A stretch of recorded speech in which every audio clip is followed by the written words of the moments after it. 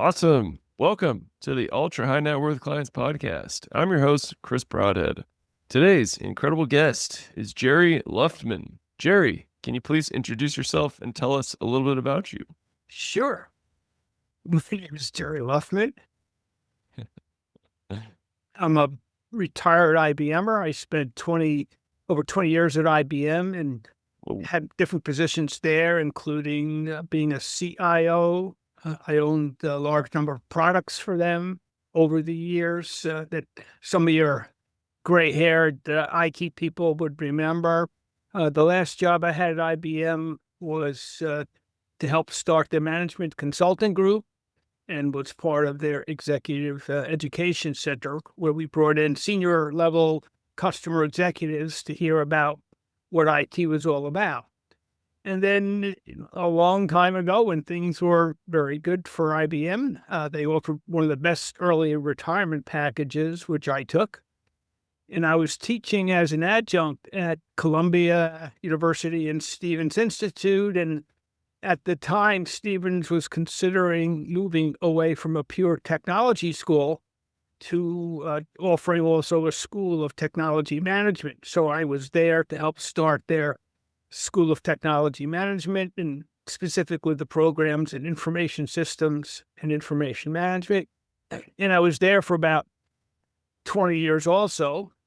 And throughout my time at IBM and at Stevens, I've always been active on different management boards, academic boards, etc. So I have a very strong network around the globe.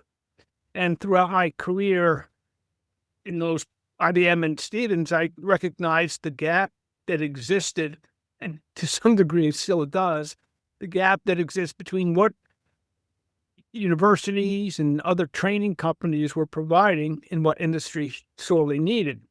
And that gap was basically that to be successful in a career requires more than just pure technical skills.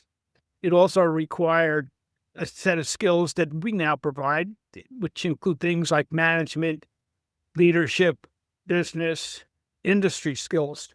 So you can be the best technologist in the world, but without those other skills, whether you're in a commercial environment or a consulting environment or a service provider environment, just so far you're going to go.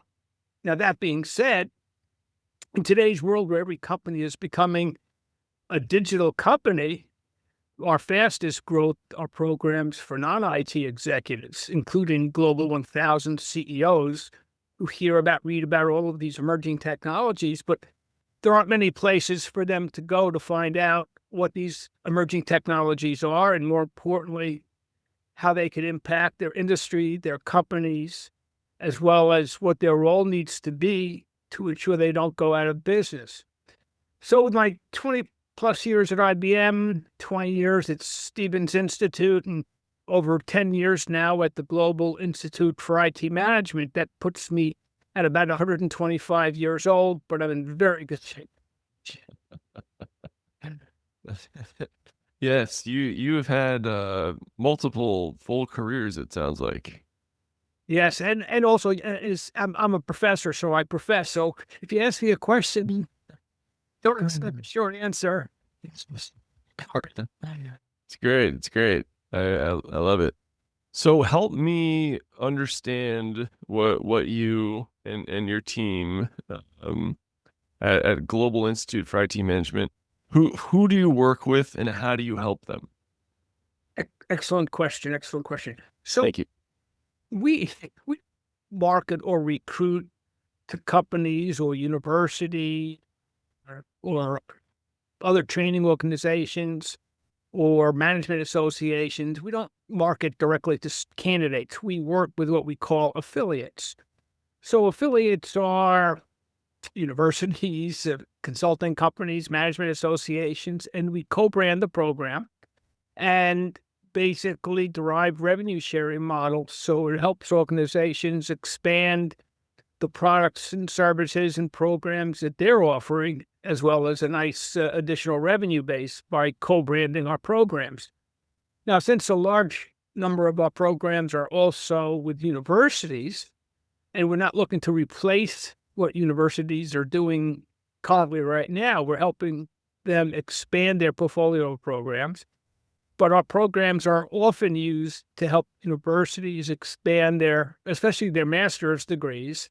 But we also get involved with PhD programs and bachelor's programs, as well as executive education programs. So our courses have gone through the accreditation process as part of the university, including the most rigorous of the accrediting bodies. So we're pretty proud of the value of our content and that we provide.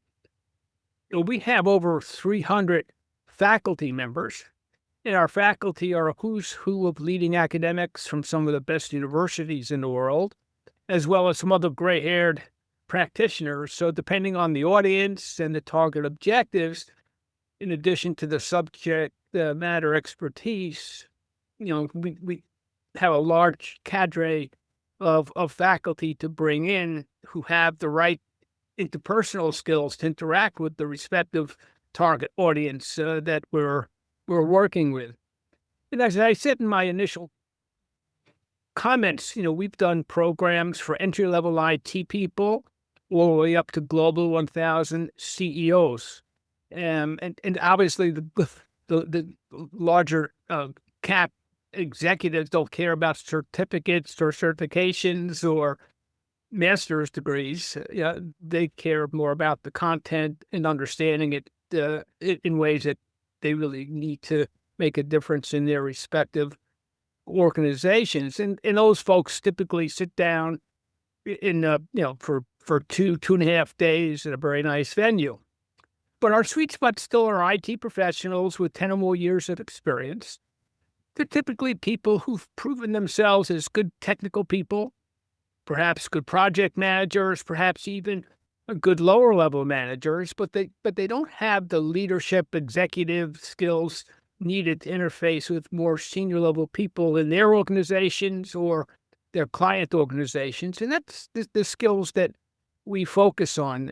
I frequently say, and we've got programs all over the globe, but I frequently say to our friends in India, for example, you could be the best programmer or best database person or best security person.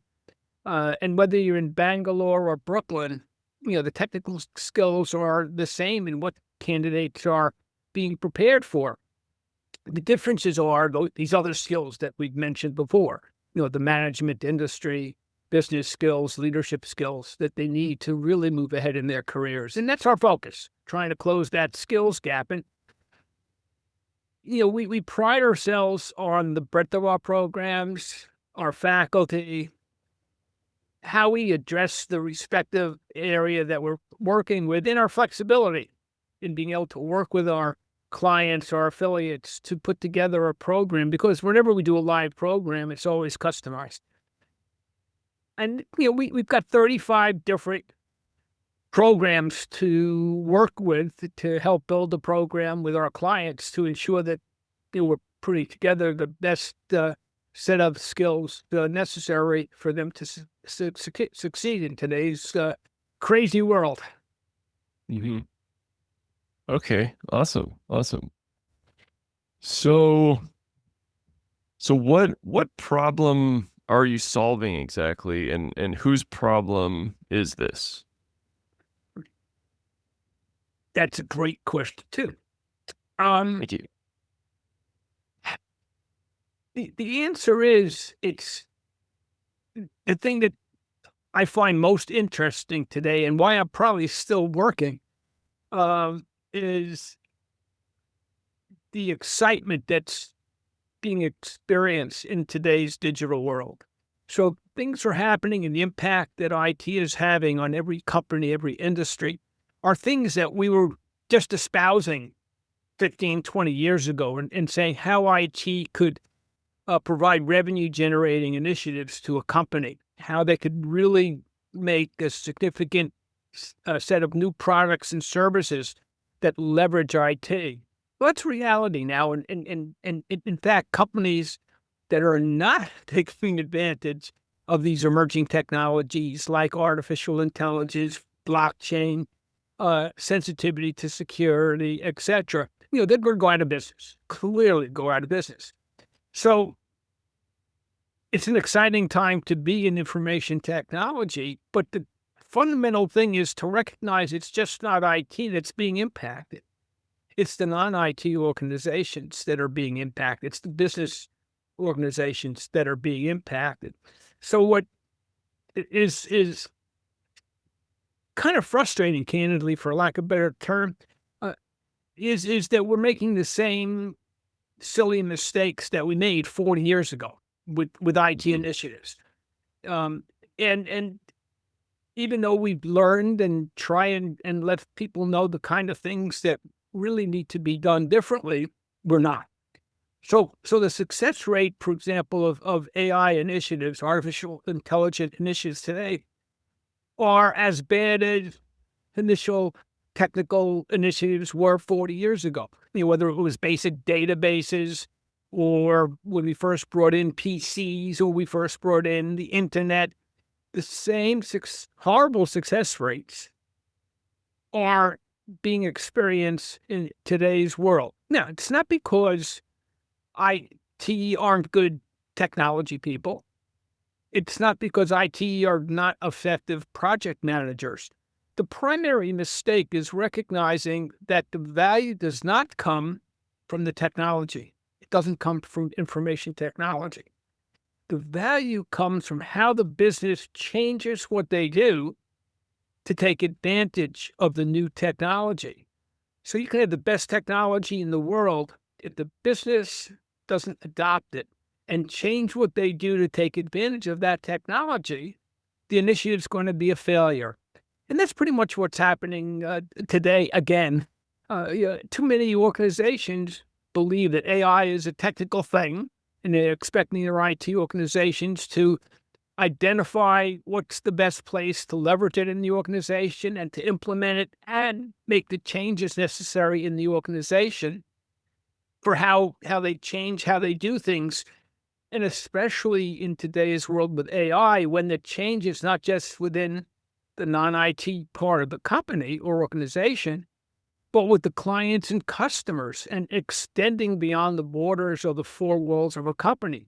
So we've got to recognize, which is why I think we're so successful at the Global Institute, because we're working with organizations to ensure they recognize that it's just not a technical thing.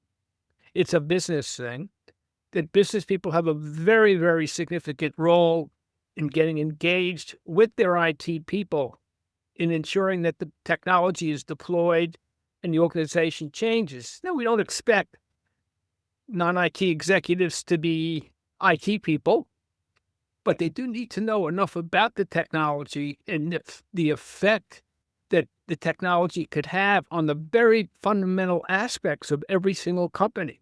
And that's really where we come in. That's what we try to do. And candidly, some of our most effective programs are not just programs with IT people and not with our programs for just non-IT people. The best programs are when the organization brings their IT and non-IT team together to hear us talk about the important considerations for deploying these technologies and hearing about the same things about how not just the technology can make a big difference unto itself, but the roles and responsibilities, the governance considerations, the strategic considerations for working cohesively to take advantage of the technology. And those companies that really understand those considerations are the ones that are going to succeed, and those that don't uh, are likely going to go out of business, especially in today's competitive digital world. Mhm. Absolutely. Um, if you had a magic wand and could make people understand one big thing about the Global Institute, what would that be? Probably that no, again, nobody has the breadth of our program, the quality of our faculty, our flexibility and willingness to work with our affiliates, our clients to ensure that we're being taken advantage of to prepare the organization for the challenges and opportunities that lie ahead. And I think that's happening. And as I said, we don't market directly ourselves. Our affiliates do the recruiting around the globe. because nobody understands the local opportunities better than the local people, and obviously we help prepare them to be successful. So it works quite well. Mhm, Like I said, it's an exciting time with all the changes going on. mhm. Awesome, awesome. And you have a very uh, unique relationship with technology. You know, you were working with IBM that was way ahead of the curve and still is arguably for decades. I'm curious, how are you using AI in your professional and personal life? I don't think that there's a day that goes by that I don't use some kind of AI multiple times during the day. Whether it's trying to answer a question, perhaps about a client, perhaps about a business opportunity, or in helping put together how I might want to word something to be more effective. So I'm using AI all the time for some operational things as well as some very strategic things and putting together, um, where things are going and how we need to change it. As I said, every time we do a live program, it's different and customized, and that's because we're literally changing the tire of a moving car. I mean, the technology is always changed, but the rate of change is increasing dramatically, and understanding the technical changes and, more importantly, how they could impact organizations, different industries, it's challenging, but it's a lot of fun. I mean, candidly, I mean, our most successful programs, especially for non-IT executives, are what we call our digital education programs or digital management programs. So we've got digital healthcare, digital pharmaceutical, digital finance, digital manufacturing, digital retail, etc., which focus on those specific industries and how technology is and can be or will be um, changed in the foreseeable future to prepare our candidates for the challenges that lie ahead. Mhm. Awesome, awesome. Okay. So, you know, you have been through a number of AI hype cycles and I think they're called AI winters where it kind of just peaks and completely loses all interest and funding. Where do you see these large language models plateauing, if ever? Did they just go straight through super intelligence and then who The, knows? the answer is we're babes in the woods, as I like to say. I mean, we can go over through history and the people, the organizations that created these new technologies, whether it's IT or non-IT, the people who created it had no idea what the long-term impact was going to be of these technologies. And today, I don't think anybody really knows what the long-term implications are for AI. A lot of prognosis, a lot of guesses. But I mean, think Edison didn't know the impact that electricity was going to have, or the light bulb was going to have. We hear stories that. Do you think Edison ever envisioned night baseball or football?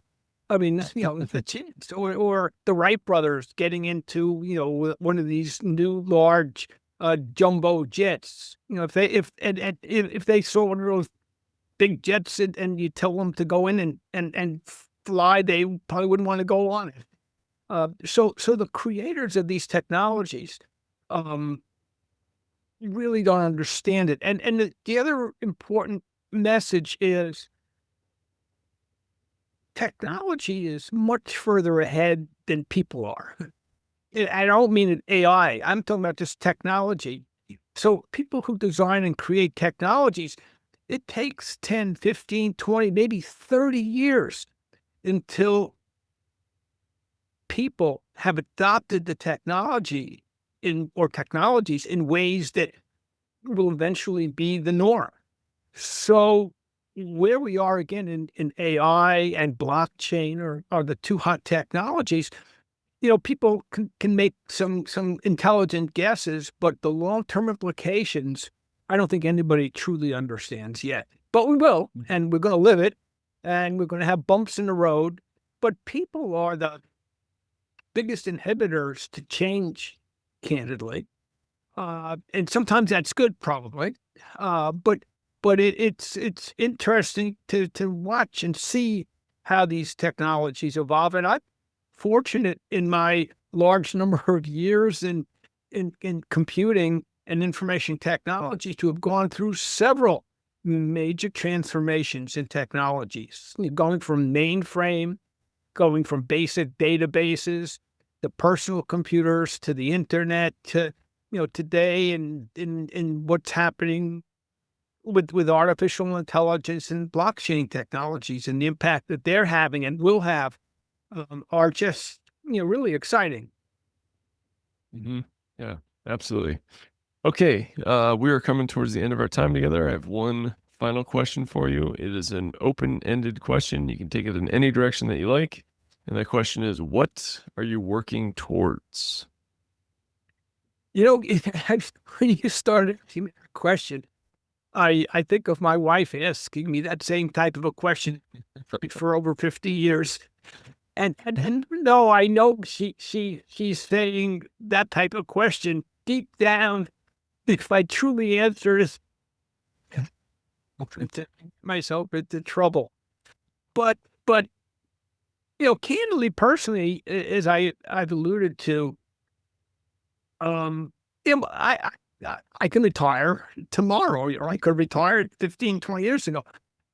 It's just such an exciting time for a young person or any person working in this space, whether, again, they're in IT or a business person looking to totally transform how their company, how their industry is doing business. That's where we are. It's, perhaps um, more transformational, more significant change than any of us have ever experienced. It probably is larger than any of us experience. And candidly, that a technology that'll come in the future that we've never heard of yet will take the same position and change things rapidly, more significantly than we've ever envisioned. So you've got to recognize that changes, don't see it doesn't change is change. We've said that thousands of times. And those people who can't handle or don't expect the change, who can't prepare for and work with it and leverage it, again, are the people who are going to go out of business, companies that will go out of business, or people who are going to be frustrated. So my take to people are, enjoy the change. It's what makes the world exciting. What makes life exciting. So go for it and enjoy it. Mm-hmm. Amen. And where can my audience find out more about you and the Global Institute? Sure. Our website is very comprehensive. It's Global IIM, one word, globaliim.com. And love to have you take a look at it, and love to have folks contact us through the website and chat with them about how to take advantage of what we're doing and how we can help you be successful in today's digital world. Mm-hmm. Awesome. Jerry, thank you so much for sharing your time and expertise. It's very rare to meet someone who is, had as many careers as you, and with this ministry. It's a nice way of not saying I'm old. No, you're awesome, and you're clearly a lifelong learner, and you're young at heart and young in the mind, and you're teaching us up and comers a thing or two. So I really appreciate your time and energy here today, my friend. My pleasure too. Looking forward to working with you in the future. All right, awesome. And to all our listeners out there, thank you so much for tuning in, and keep on growing out there, everybody.